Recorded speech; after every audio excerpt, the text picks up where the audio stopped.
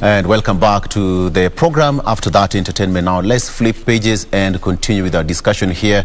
And being a Monday, you know, it's Eye on Politics, and we are going to be discussing matters, politics, and what has been happening across the country. Over the weekend, it's been a busy weekend here, and we are going to be talking with two gentlemen here.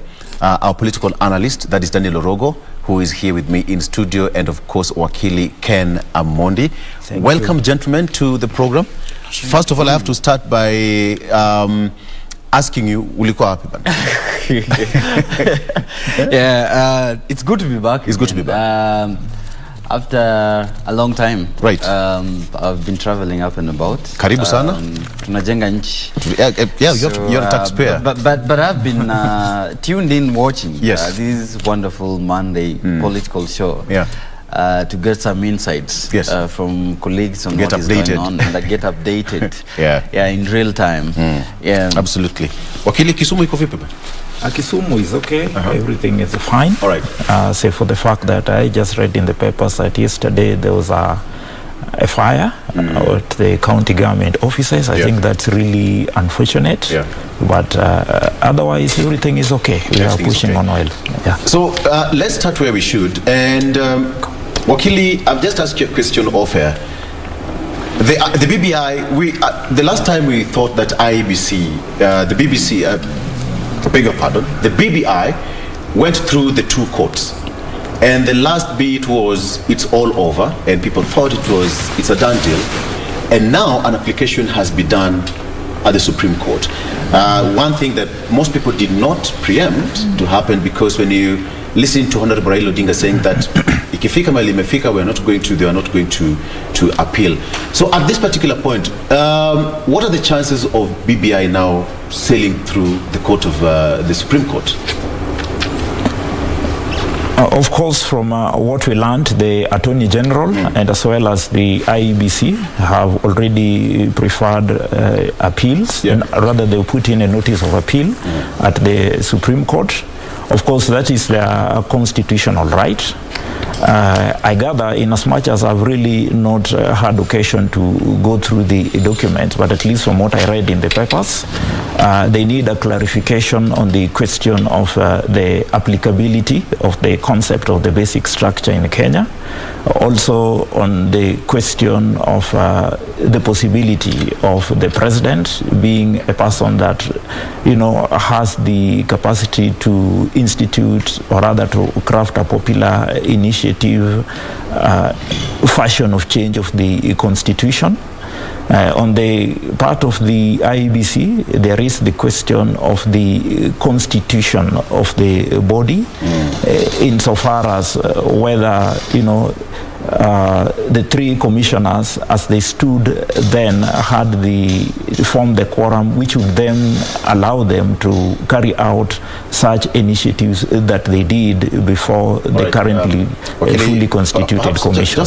Okay, let's continue the program. Wakili, you were saying something before we went for that live link? Yes, basically both the Attorney General and the IBC have preferred grounds of appeal in respect to you know, numerous grounds of appeal based on the decisions by the Court of Appeal.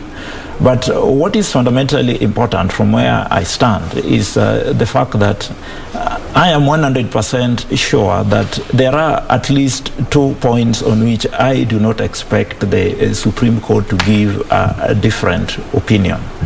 For example, one, I would not expect the Supreme Court not to find that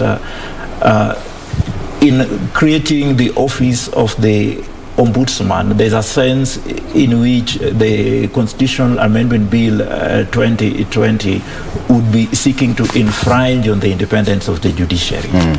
I also would not expect the Supreme Court not to find that in proposing an increment in the number of constituencies and therefore even the limitation of the same, then the Constitutional Amendment Bill 2020 would not be seen to be infringing on the independence of the IEBC.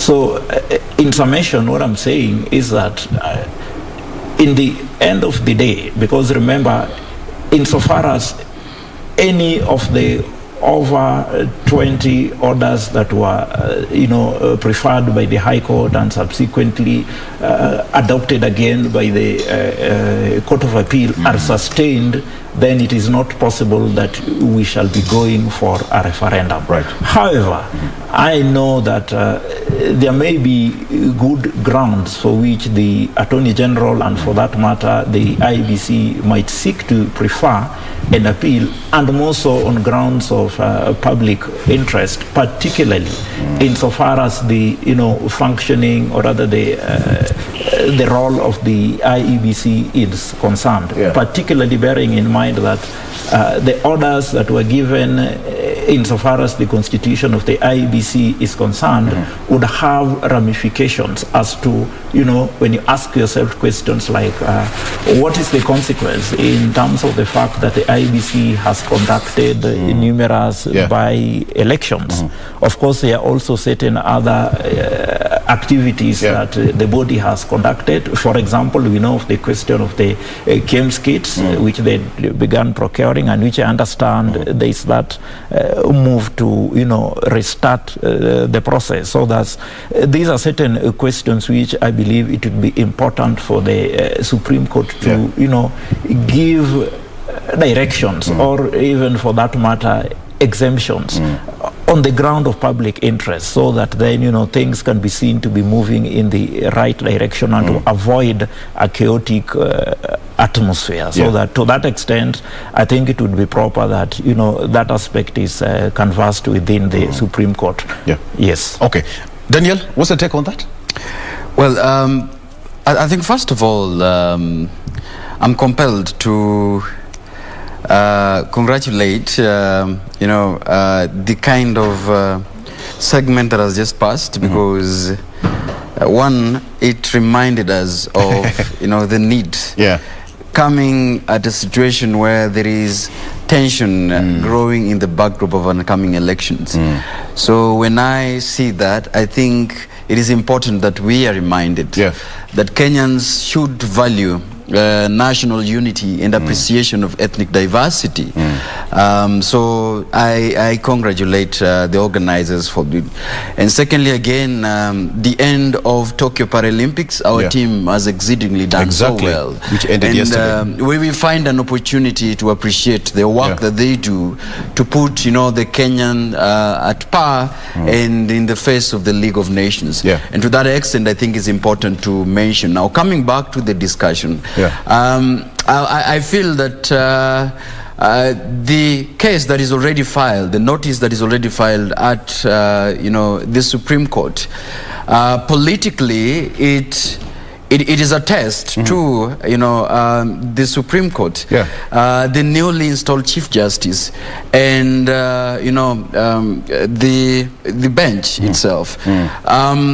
While there are legal interpretations in regards to the case that has now proceeded to the Supreme Court from the courts of appeal, I see it as a test on how the Supreme Court, one, would have the capacity to handle in case we have a presidential a petition that would be filed, just in case.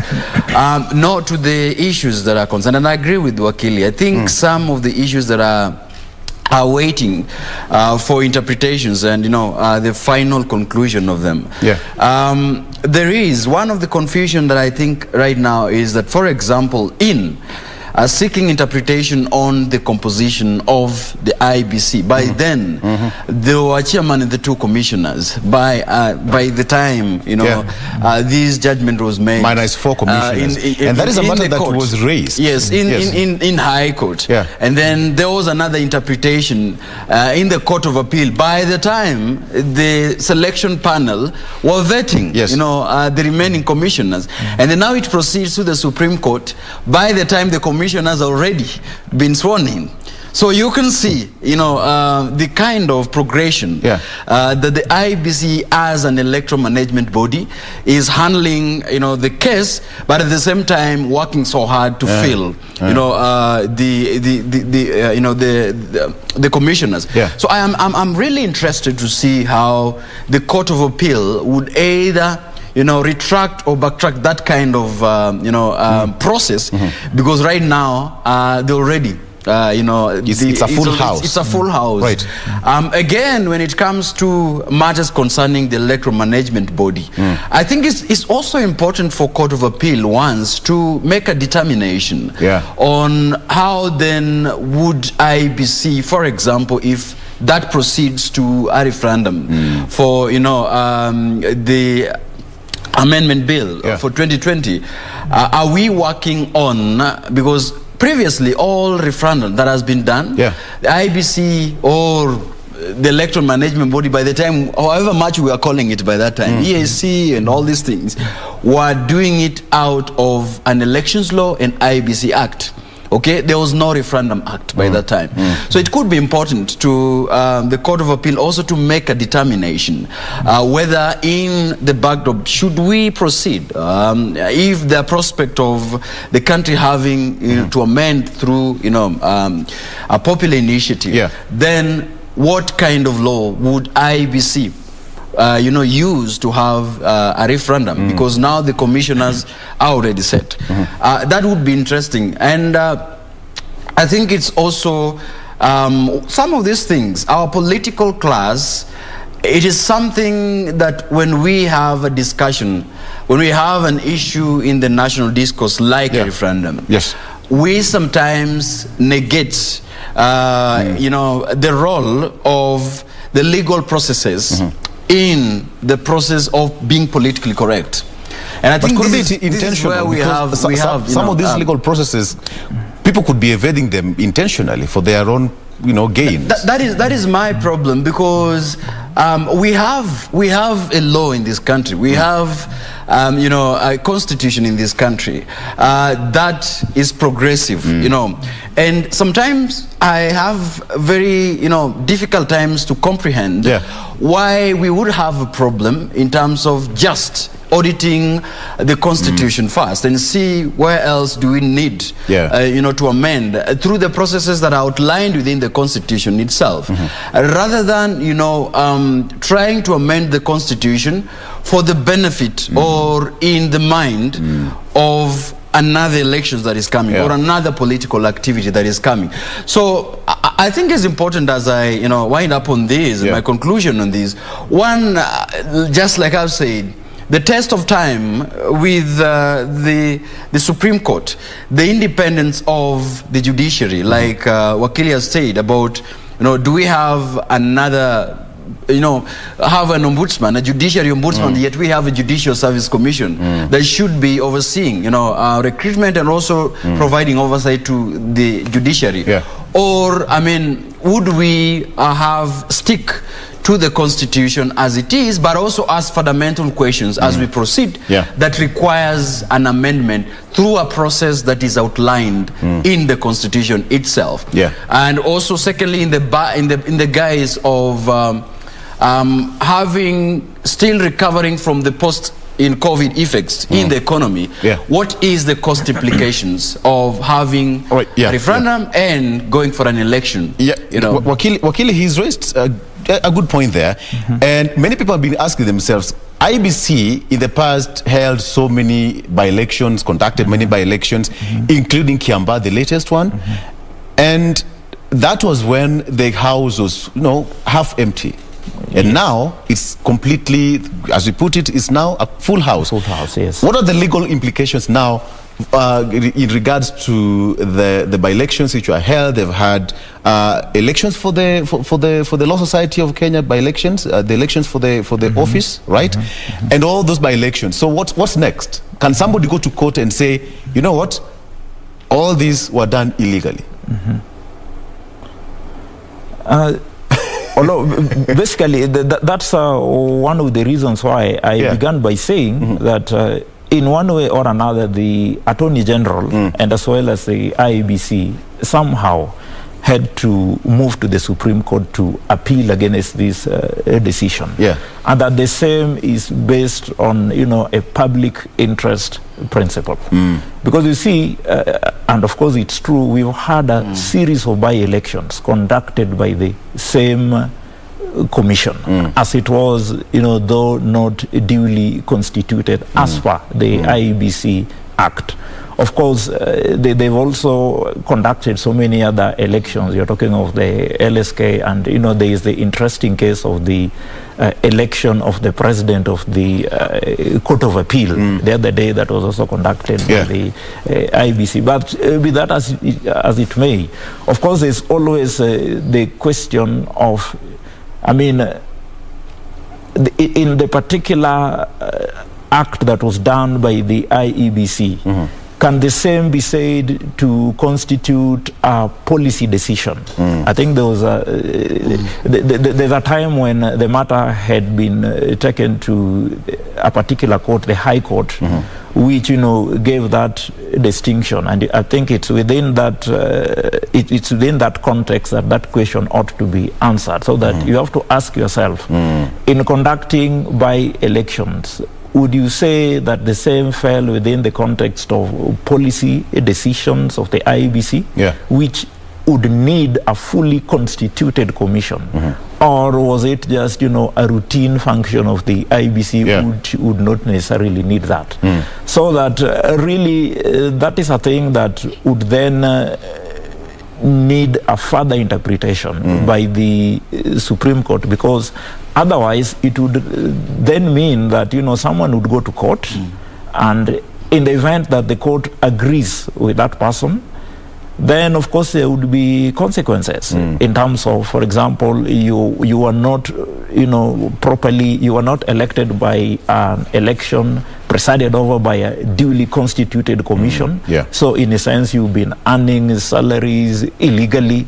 I know there's the question of refunds. It will be chaotic. So I think that would call for a further interpretation by the Supreme Court, given that they're the highest court in the land, so that they could maybe even give a rider such that this can operate from to validate the process, but on the basis of public interest. All right. And in terms of political implication, we have 11 months to go. And we know the court processes, it has to take some time. From Wakili, perhaps you'll give us more directions on this. But now, talking about the political implication, we saw the number of days the Court of Appeal took to do and go and sit down, and was it a judgment or a ruling? That was a judgment. It was a judgment. Yes. They took their own time to write that.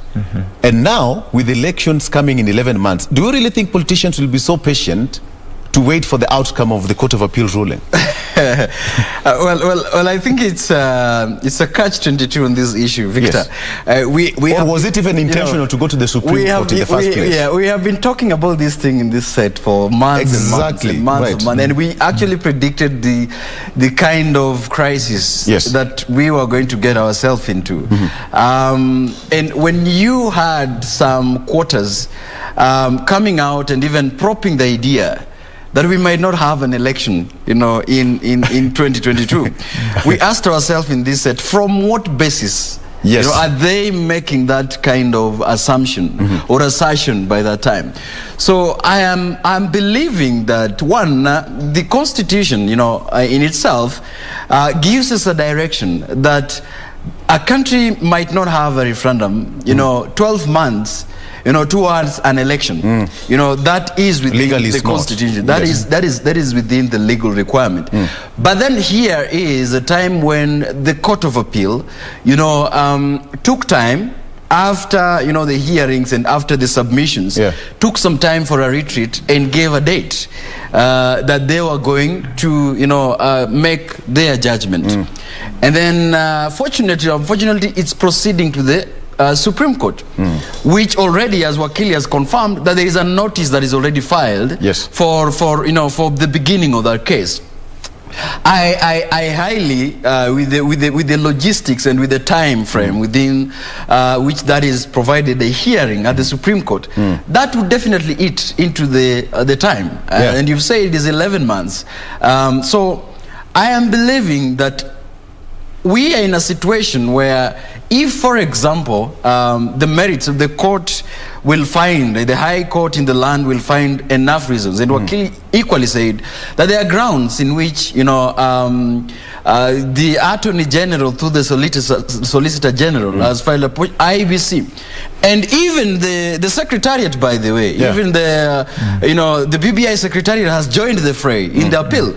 So it definitely has to eat into the time of an election in 2022.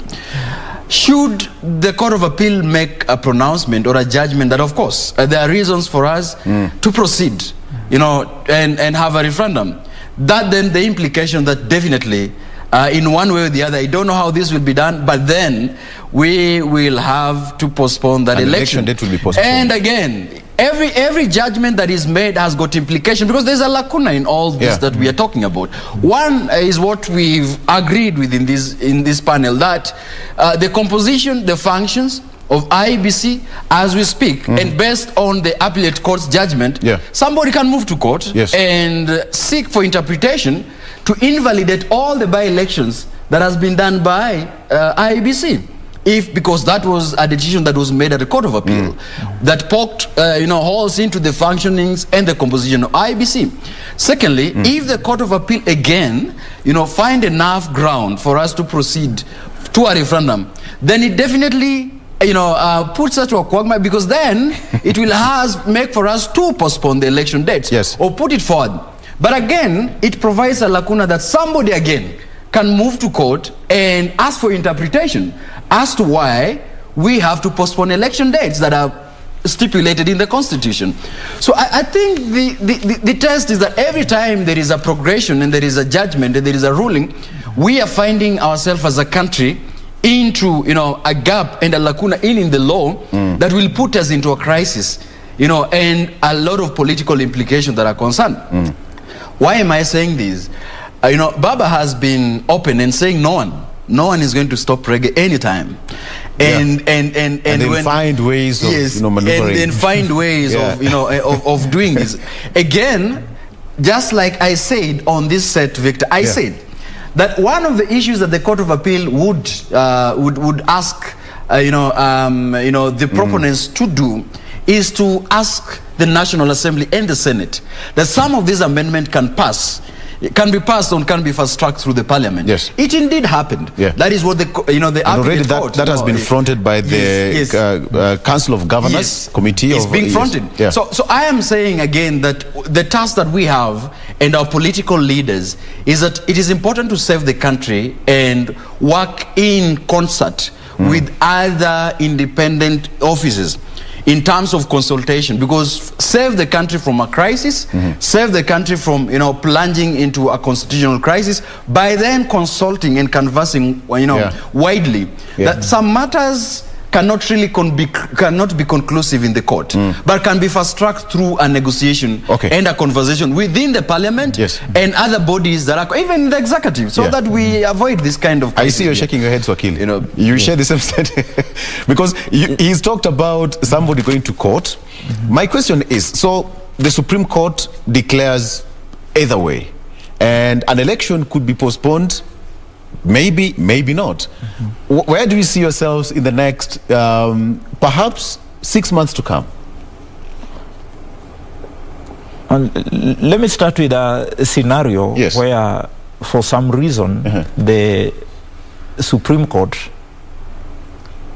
gives a decision that validates the referendum process. I think that is why now we'll find ourselves in a funny mix. Because then it will mean that, because I think, let us give the Supreme Court around 3 months to give a determination. So we are now in September. That takes us to around they'll have a recess. January. Around January there. So we have a decision in January that allows, you know, a referendum. Then the process of arranging for that referendum. I mean, give the IBC around, is it 60 days or something, which they have to arrange a referendum. And then thereafter, assuming the referendum, assuming the bill succeeds in a referendum, then there is the question of implementation. And if the same can be implemented such that, we would have such core aspects like on constituencies applicable in the election 2022. Then now you see questions will start arising. The creation of the new constituencies. Now exactly. The IEBC will have to go back to the drawing board. To the drawing board. And the timelines as per the IEBC Act, which envisage, at least 1 year before an election. Yes. I mean, the constituencies ought to be created at least a year before the election. So that then, of course, the question of postponing the election would then come into question. Yes. And of course, like my colleague has correctly put across, you will then envisage a scenario where certain people would go to court. And for example, you hear there's this question of one person, one vote, one shilling. So that in the event that the Supreme Court assents to the referendum and we go to a referendum and it succeeds, then it would mean that, those segments of the country that are seen to be beneficiaries, and especially in respect to the question of constituencies, persons that come from those areas would then validly come to court and insist that, look, I mean, it would then be unconstitutional for us to go to an election under the current dispensation, which would then mean that we will take 5 years, will be more or less denied what would otherwise be rightfully ours, as per, and that has been already confirmed as per the Constitution. Would then not be fair to postpone the election for at least 1 year, so that we reorganize everything and then we go to an election under the new dispensation. So that indeed, in the event that the appeal succeeds and a referendum is okayed, then there would be very high chances that, we will be having new conversations in terms of if really we shall be prepared to go to the election in 2022. Yes. So with all these, hypotheses, we are just trying to, to talk hypothetically. An election as it is right now, from all the quarters, again, I don't want to say that you're a fortune teller, because almost everything that we've been talking about on the show here, at one point or another, they come to manifest themselves. This is politics, and politics and legal matters, they go hand in hand. So at this particular point, we see a situation where reggae is not yet stopped. As they put it, DJ Amenda Kidogo, he'll be right back with the turntables, and the reggae will continue. That is politically speaking. And my director says that if a DJ would be Ameru, we're going to do some leaf picking somewhere. I don't know. Okay, let's take a break. We'll be right back with more. We are talking about the issue of the legal implications of going to the Supreme Court matters, BBI, and we want to talk about the issue of now picking the deputy president. That is the biggest headache right now for all these contenders. We'll be right back after this break.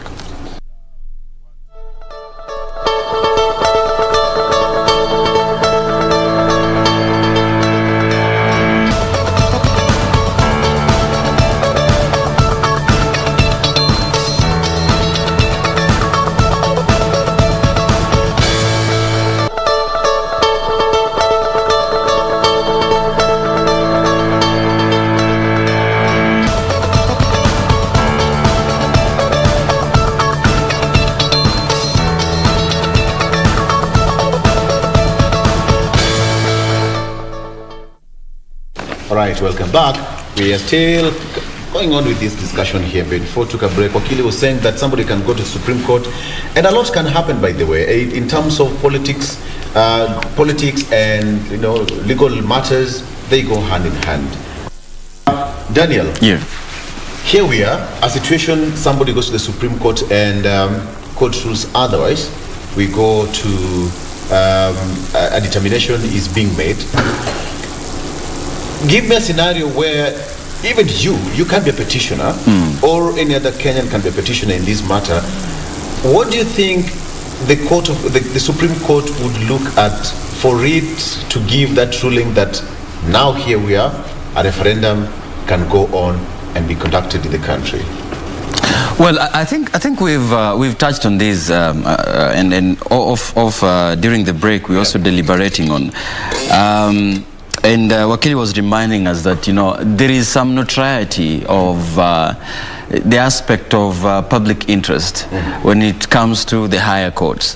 And I think in referencing the judgment on 2013, where Dr. Willy Mutunga just was very explicit about, how things has to move because there are already structures that are on function, and therefore making another determination or judgment would definitely alter the operations. So one, I think, is they would look into the composition of IEBC, because one of it is that the assumption would be like, we already have a well-constituted an electoral management body, and therefore any judgment that is counter that is made, that appears counterproductive, would hinder, further the functioning of IEBC. And also, an electoral management body that we have ever since, the Kivuitus and the Sakasan, they have suffered a lot of interest deficit and trust deficit between the electoral management bodies and the voters or the country. So I think one of the things that the courts would also look into is that here there's been a precedence all the time that in 2013 there is a case at the Supreme Court, that in 2017 there is a case at the Supreme Court, where depending on the section that Kenyans are coming from, others have poked into the trust issues with IEBC, and definitely even the presumption that the Supreme Court, always favors certain political functions. So I think one of the things, and I say this is the test and litmus test for the judiciary and the independence. I see the judiciary,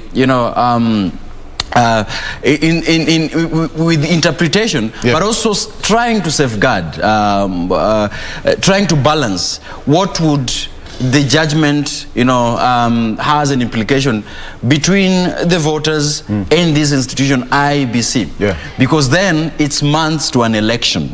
And remember the Kriegler reports about the composition of the electoral management body to safeguard us from conflict and violence, the electoral related conflicts. Also remember by the fact that IEBC has already secured, a number of members of parliament, ward representatives who are, in service courtesy to the IEBC, with the two commissioners and the chairman. So I think the court, in quoting the public interest, would look into the issues, one, about the already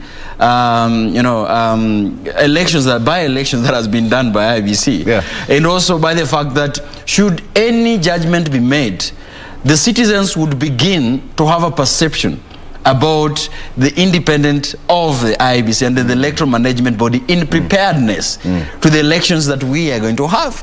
And you can see the interest, the high stakes of interest, the election that has begun also. That even a slightest issue, even a slightest, mentioned, that in regard to IEBC, it raises a lot of, eyebrows within the public as to how credible they can be, how trusted they can be, and how accountable they can be in regards to the elections. I think it is a tough balancing act that is now proceeding to the highest courts of the land, but equally important is who are the people that will be injured, with the judgment, and finally. That's my next point. There's nobody who would be interested in going to, to appeal such a case about the IEBC, and in the past, how many people, the by-elections that IEBC have held in this particular country, I don't think the politicians will be going that direction. No, what I'm saying is that, and we say that again, should the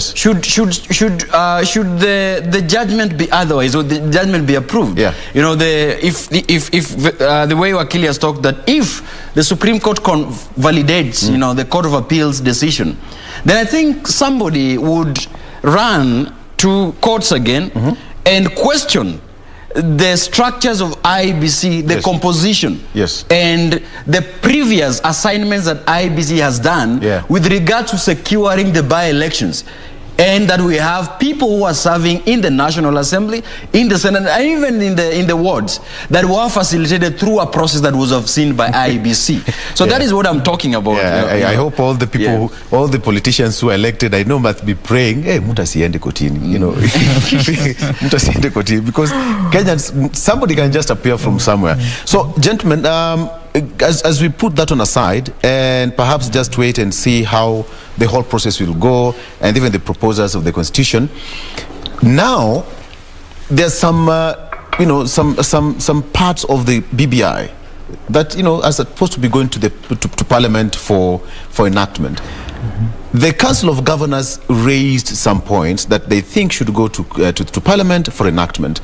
Perhaps, Wakili, is it possible to pick certain clauses, so to speak, from the BBI, for them to Parliament for enactment, and then we are good to go as a country? Although yes, that is very possible. In fact, my position has always been that one of the problem with the structuring of the BBI document was in putting together a bundle of amendments. You know, you're talking of around 74 amendments. Remember, I mean, when I started speaking, I talked of at least 2 clauses which, you know, I doubt if the Court of Appeal would give a different interpretation. So that you find that these 2 clauses would therefore, you know, would therefore cause what would otherwise be 73 good clauses to fail. Because you see, that document is looked at as one document. If one is unconstitutional, then the entire bill is unconstitutional.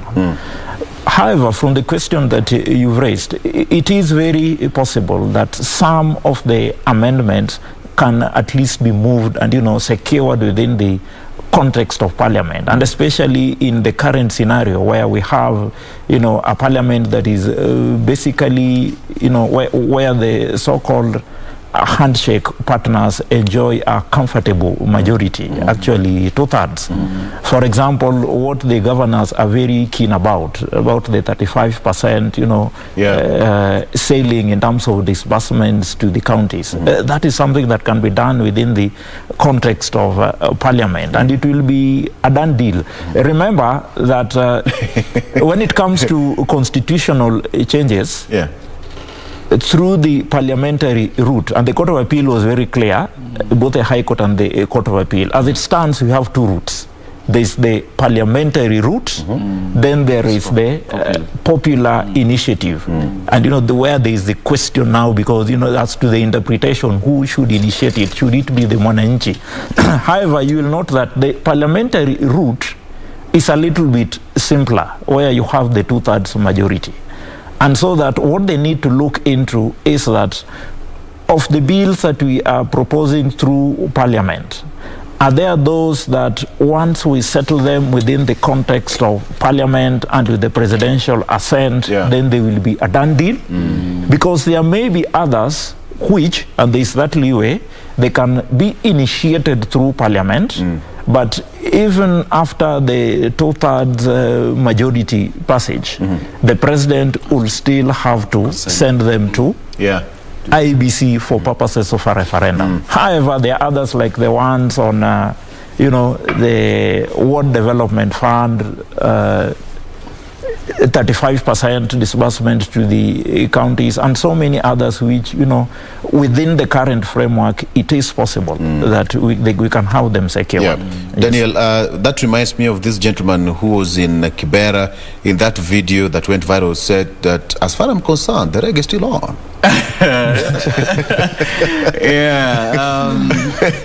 You see, that's why sometimes I'm telling you that there are pronouncements that are made to be politically correct, but legally there is some landmines, you know, when it's concerned. So then Wakili has made some very interesting bit, and let me pick it up from what he said. One, there is I assume and presume that as we proceed and the route becomes so clearer, then we also see clearly the mess that was done by initiating, an initiative, Victor. One is, I'm still questioning. Again, I would seek for the judgment of, the highest court. If a process was initiated through a popular version, or through a popular initiative, where is the conjuncture that then now it can be directed through a parliamentary initiative? That is one question that I'm asking. And perhaps parliamentarians are waiting for that. We need to be very explicit in terms of, defining that. Yeah. Because again, there is smartness that someone would really, capitalize on the mistakes, that are being made in the processes. Because now, if again the court is appealing to the parliament to do that, but not really making a ruling, how then would parliament do that if a process was begun through a popular initiative? Again, it is important for us to be very clear that there are certain sections of, the aspect of this amendment that once you mention, there has to go through a popular initiative. You're touching on the boundaries of the nation. You're touching on the expansion of executive. You're touching on the national values and principles of governance. These ones has to go to the people. So again, it could be very interesting, and I said there is some smart Kenyan somewhere who's always just waiting for opportunity. And you see, taking notes on the messes that are within this process. It's not even some including what the courts are doing with their own judgment. So I think for us as a country, somebody would save us. Again, I'm appealing. It is important for us to have an important but a significant interpretations that will always save us from always realizing and waking up that there is another crisis. Crisis after crisis. We are building a legacy of crisis and giving a loophole for future.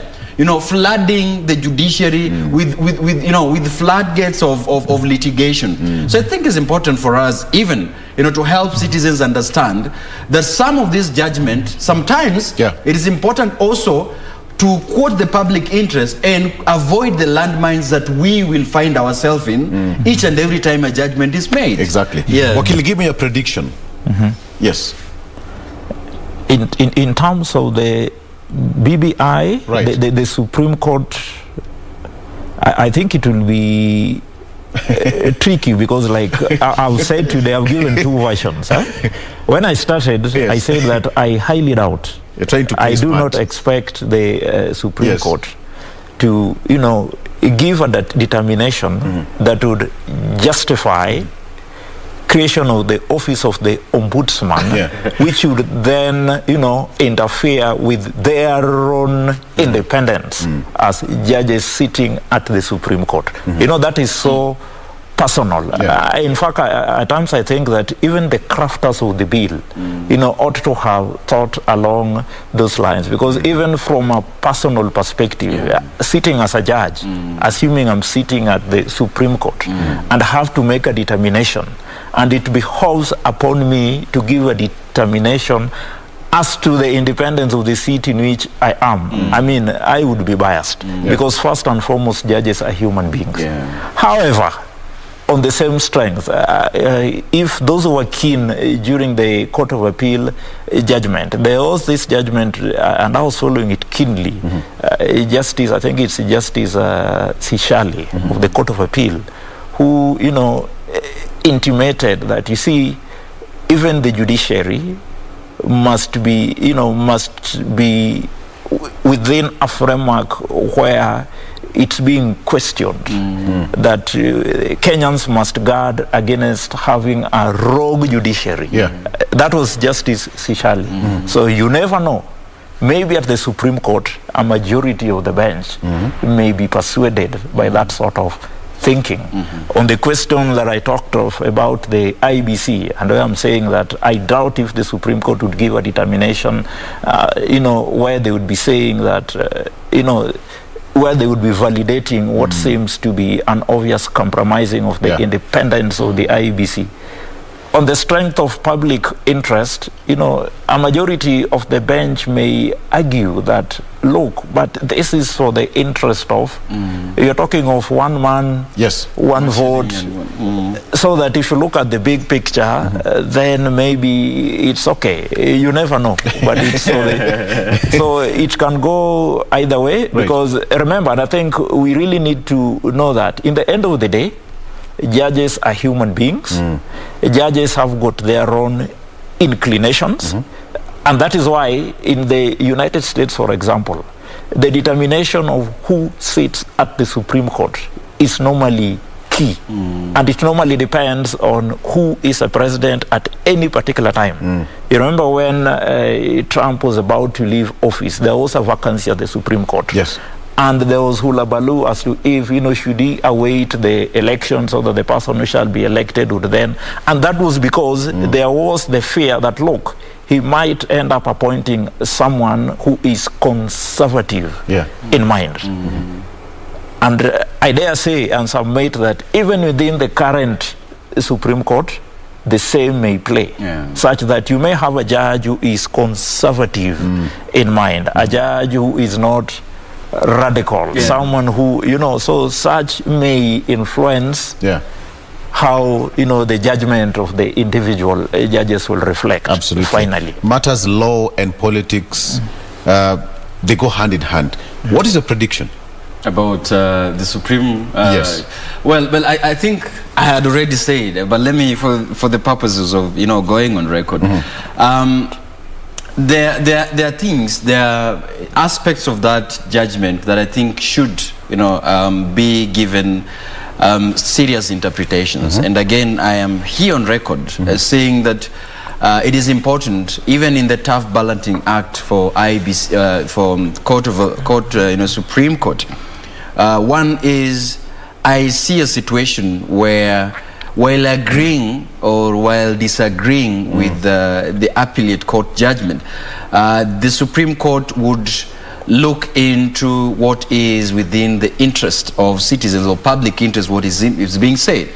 I foresee the Supreme Court looking at the timelines within, you know, that is remaining for us to go to an election.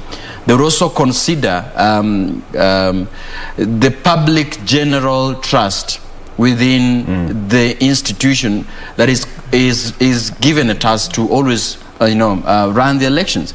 And secondly, I think third is also by the fact that it is important that the new Chief Justice, and again, Wakili says some of these, judges are also human beings. I'm persuaded that,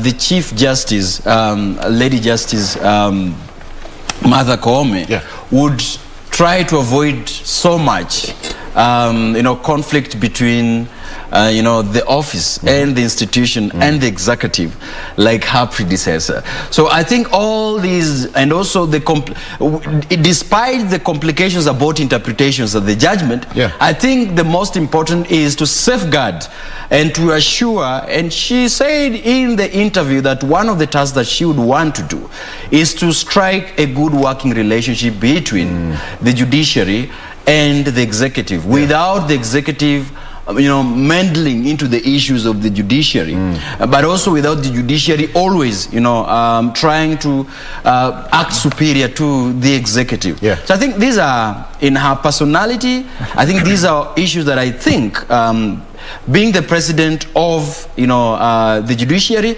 and in the backdrop of a complicated judgment and legal interpretation, at the end of the day, I foresee her also, trying to save the face of the independence of judiciary, but also striking a semblance of good working relationship and safeguarding the interest of the public as well. All right. So, gentlemen, let's just leave that at that point and talk about, we have got 11 months to go, and if you've seen around, most of the presidential contenders are still, somebody can say is a one-man show, and every politician is now creating a party. I don't know whether you've created yours or Orogo. each and every politician is now creating a party that they can go to the negotiating table and say, this is the numbers that I can bring on board, and this is what I can command. And now, moving forward, what are we going to talk about? The issue of picking a deputy president, starting with you, Orogo, here. It seems to be everybody is talking about Mount Kenya, and all other tribes have been left behind. Look at it this way. We are 42 tribes, plus others that have been added, and now everybody's now eyeing to the mountain. The question is, what about the rest of the country? Do they have something to offer? You know, the issue about Mount Kenya, as I don't know whether is just a systematic way of structuring the general psychology of voters or political terrain in this country, because I think there is a perspective in this country that any presidential, anybody who sends within the presidency has to have a negotiation with that region. And I think is historically and systematically socialized within our political mentality. And everybody would want to scramble, to have a negotiation with that specific region. And that if that specific region rose, all political and especially presidential aspirants would keep quiet and listen to what is brewing with this region. Now, these are one of the complications that has been brought by the judgment about BBI. Yeah. And I will tell you from a political perspective that the Building Bridges initiative opened so many doors if suppose that conversation was going to proceed. And I think that is why the political class is so interested, because even those who are now posing to be opposing it, they are not really coming out and saying we are opposing it. They are criticizing it but sitting on the fence and not coming saying that we are opposing this thing. They are just providing a critique to it, because either way, the wing that is being facilitated by the deputy president himself is also a beneficiary. If this kind of bill passes and people have it, is a beneficiary, because it opens, the expansion of executive opens more room for political negotiation and calming of the storms. Because where are we taking the 47 governors who serve for 2 terms? Where are we taking other regions that are not really, we cannot have them as a running mate? Where are we taking them? What positions are we offering them? So I think it's key that all, and everybody's finding themselves into a mess, all the political functions, because they want to strike a semblance of a national unity party that brings everybody on board. But if they are tasked to explain how that will be done, they are finding it difficult to explain why their deputies must be from central Kenya. Yet we are having different ethnicities and different nations that some of them historically have never been on the national negotiation for national positions. So for me, I am very affirmative in this, in saying that all political parties are drumming support based on what Mount Kenya says. The question is, what happens to Mulembe Nation? What happens to the call of diversity and national unity? What happens to appreciation of different capacities that we bring at different nations? Because what they are doing is simply preaching. What they say is that you're preaching water and drinking wine. What you're saying is different from what you're acting on. So I think it's an interesting moment, and this is why we all have to push for a content and an issue-based politics. Absolutely. In this country. Content and issue-based politics. But my question will still remain, everybody's eyeing the mountain, and we have all these other tribes remaining. Perhaps somebody just became a bit smart and said, I'm going to pick my running mate from tribe XYZ. Would it really work? Let's start with the front 2 runners, so to say. That says, let me just, any presidential contender, say that I'm going to pick my running mate from tribe X, Y, or tribe Z. How would it go out there? Let me put it like this. Right. You see, elections, in the end of the day, are about numbers. Yes. And we know that the so-called Mount Kenya region, and that, I mean, we are talking of the dominant Kikuyu nation and its diaspora, and as well as the Mount Kenya East, you know, we are talking of the Embu, Meru, who ordinarily vote as a bloc. Put together, you're talking of about 25% or thereabouts of the Kenyan vote. And you see, these are people who have historically been voting as a bloc. So that we are finding ourselves for the first time in a scenario where there may not be a presidential aspirant or a serious presidential contender from that particular region. So that any serious presidential aspirant will therefore really want to have a slice, if not the whole of that particular vote. And of course, it goes without saying that to him or she that vote shall follow, chances are that is where the presidency shall go. So that then the politicians, or rather the frontliners, would find themselves in a really tricky scenario where, like you correctly put, we have got 47 tribes in the country. So that why the concentration in the Mount Kenya region, which happens to, you know, has held the presidency for all this number of years.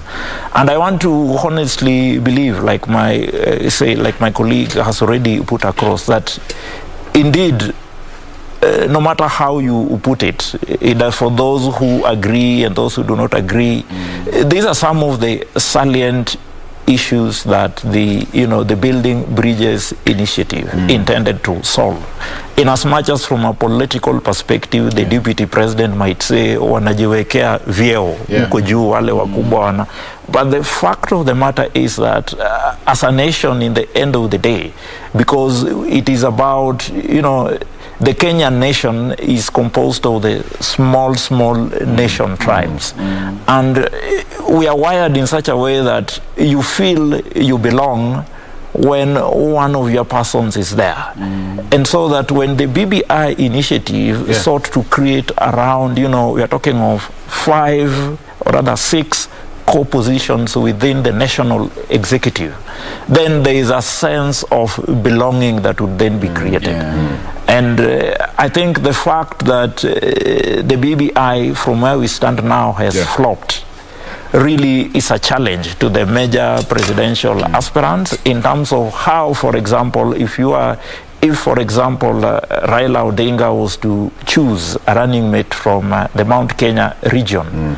Now, what happens, for example, to his former allies, assuming they were to work together again within the OCA framework, given that now what would remain are only ministerial positions? It becomes very tricky, because then it would mean we would be going to an election with so many candidates. I would expect in that scenario to find the OCA candidates also in the election, so that then we will have, what I can define as forced coalitions post the first round.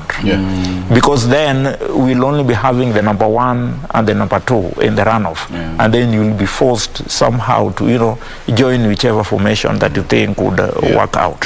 So I think it's a really tricky scenario where the presidential aspirants are finding themselves in. And it is for both.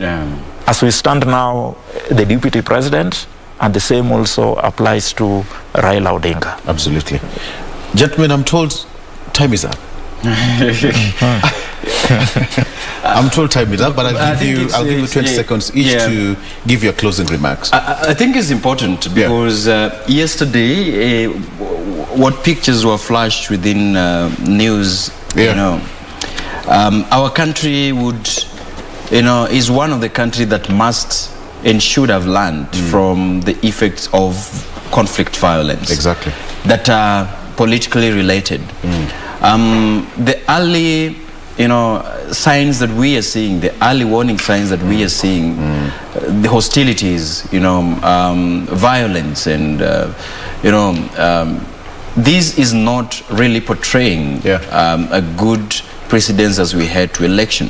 Because if that is done to a different presidential candidate, there are also so-called, there are areas might also seek to do the same thing and retaliate in the same manner. So I think violence that we are seeing, organized or rapid, should be condemned, because I think as a nation we don't deserve.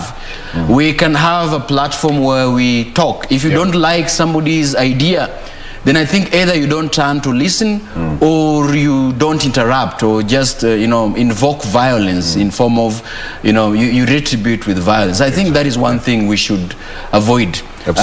Victor, lastly, the Minister of Health has urged Kenyans to avoid events that would be a super spreader. And our political class is gaining notoriety for violating COVID-19 protocols. So I think it's important also to remind both political class and citizens that life is your own responsibility. And scenarios that we are seeing people gathering, and I don't know why Kenyans cannot listen every time, because you warn them and then they, next moment you see them. So let's take responsibility about our health. All right, you are 5 seconds if you don't mind, please. Ken. Okay, let me just reaffirm what my colleague has said, that political violence is one thing that we must really try to stymie. I mean, we must not create a scenario that will lead us to the 2008 case. And I can see the same building. Let me say it is wrong to, even if you disagree with the deputy president, but for Christ's sake, if he's going to charge, just let it be. I mean, it is... the scenario in which we find ourselves in the country called Kenya is such that there are certain events that when they are carried out, like what transpired to the deputy president, his strongholds would view the same differently. And so that we are therefore setting ourselves up for a charged election season, which may not just end up well for us as a country. So, gentlemen, my director is shouting in my ear saying the time is up, and absolutely we just ended at that particular point. We have to thank you so much for your valid company as a viewer from 6:30 when we started the program up to this particular point. Earlier on, we had a candid conversation and entertainment by the ambassador of Japan to Kenya, who talked about issue of elections and saying that Kenya is quite important in the region, and having a peaceful election will be also important to the world as well. Thank you so much, gentlemen, for coming in studio. That is Wakili Ken Amondi, and of course our political analyst Daniel Orogo. You as a viewer, thank you so much for your valid company. Have a good day. Bye-bye.